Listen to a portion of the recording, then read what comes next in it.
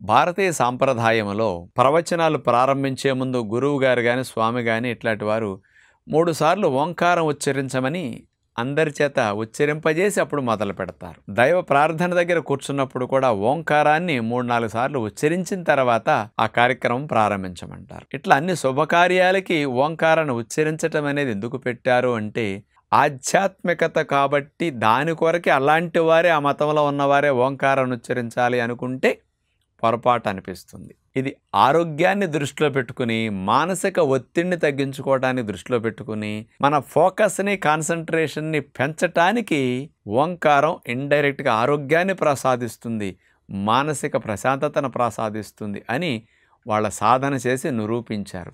ఓంకారం ఉచ్చరించేటప్పుడు ఊపిరితిత్తులు అడుగున దిగువ భాగం నాభి దగ్గర నుంచి ఇక్కడ వరకు మొత్తం పూర్తిగా వ్యాకోచంలోకి వెళతాయి, పూర్తిగా సంకోచంలోకి వెళతాయి. ఊపిరితిత్తులు కొలిమి దగ్గర తిత్తిలాగా బాగా గాలిని నింపుకోవటం, బాగా ముడుచుకోవటం, సంకోచ వ్యాకోచాలు ఓంకారాన్ని ఉచ్చరించినప్పుడు ఇండైరెక్ట్గా జరుగుతాయి. ప్రాణాయామం చేయండి అంటే జనాలు వినరు. భగవంతుడి కోసము భక్తి కోసం ఓంకారం ఉచ్చరించమంటే పుణ్యం కోసమన్నా చాలామంది చేస్తారు.